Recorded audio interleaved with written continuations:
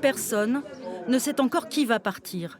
Mais une vingtaine de résidents et de résidentes devra quitter l'EHPAD Martial Caillot pendant 3 mois, à compter du 15 juin. Un déchirement pour ces personnes âgées, très attachées à leur lieu de vie et qui ne s'imaginent pas ailleurs. J'ai pas envie de partir, je suis bien là. Et puis c'est la chambre à ma maman qui a été là avant. Alors encore mieux. Non, non, j'ai pas envie. Ah non, pas du tout alors. On n'est pas des pions. Ce que je voulais dire, c'est tout.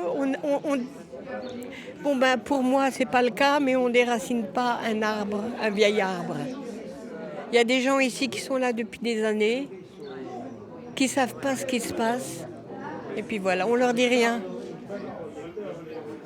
Il devrait manquer 9 professionnels pour assurer l'accompagnement des 68 résidents cet été. La solution serait donc de délocaliser certaines personnes dans d'autres maisons de retraite à 15 km à la ronde. Simple sur le papier, mais choquant pour les enfants. Ma maman donc a appelé pour nous dire son désarroi, elle était en pleurs. Mais qu'est-ce que nous allons devenir, nous, personnes fragiles? On va encore leur redemander de quitter leur logement. Leur logement, c'est leur appartement, c'est leur lieu de vie, c'est personnalisé. On va leur demander de quitter ce lieu, de quitter aussi cette ambiance de l'EHPAD.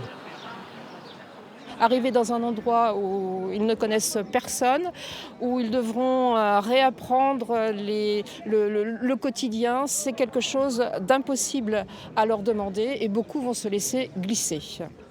Ce que redoutent par-dessus tout ces familles, c'est que ce changement annoncé comme temporaire ne soit amené à durer. On fera un point avec les familles au fur et à mesure, mais on a vraiment sur une volonté que ça reste temporaire, très clairement. Nous sommes sur un EHPAD de proximité et la politique, elle est vraiment de rester en proximité à l'hébergement.